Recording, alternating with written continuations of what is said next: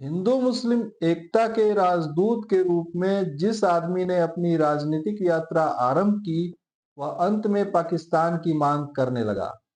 आज बात जिन्ना की, यानी मोहम्मद अली जिन्ना की।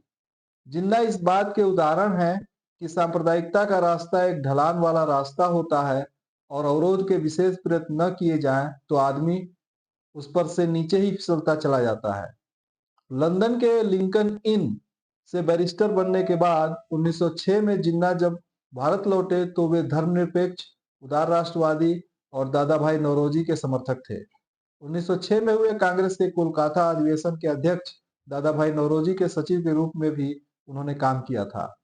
मुस्लिम लीग के पहले अध्यक्ष आगा खां के शब्दों में जिन्ना ने कहा था कि पृथक मतदाता मंडलों का हमारा सिद्धांत राष्ट्र का आंतरिक विभाजन कर रहा है।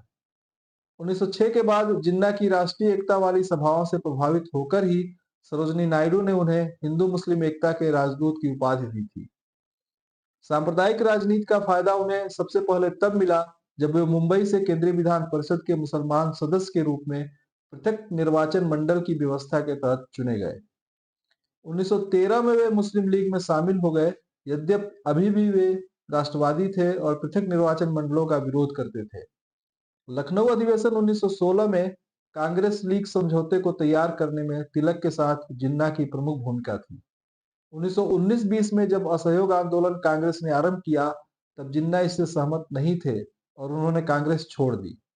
लेकिन वे राजनीतिक निर्वासन का शिकार नहीं होना चाहते थे, अतः वे सांप्रदायिक राजनीति की ओर चले गए। इस प्रकार पहले वे राष्ट्रवादी से सांप्रदायिक राष्ट्रवादी बने और फिर नरमपंथी संप्रदायवादी बन गए।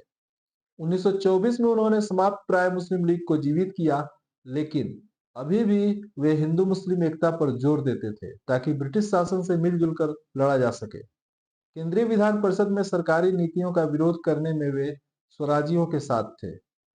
1925 में जब एक मुस्लिम युवक ने यह कहा कि मैं मुसलमान पहले हूं, तो उन्होंने समझाया कि नहीं बेटे, तुम भारतीय पहले हो और मुसलमान बाद में। 1927-28 में साइमन कमीशन के बहिष्कार का भी उन्होंने समर्थन किया, लेकिन 1928 में जब नेहरू रिपोर्ट पेश की गई, तब उसके विरोध में 1929 में जिन्ना ने 14 सूत्री मांग पेश की। इस मांग पत्र को देख करके पता चलता है कि उनकी फिसलन और आगे बढ़ गई थी, क्योंकि इसमें मुस्लिम सांप्रदायिकता के सर्वाधिक प्रतिक्रियावादी मांगों को शामिल किया गया था। धन्यवाद।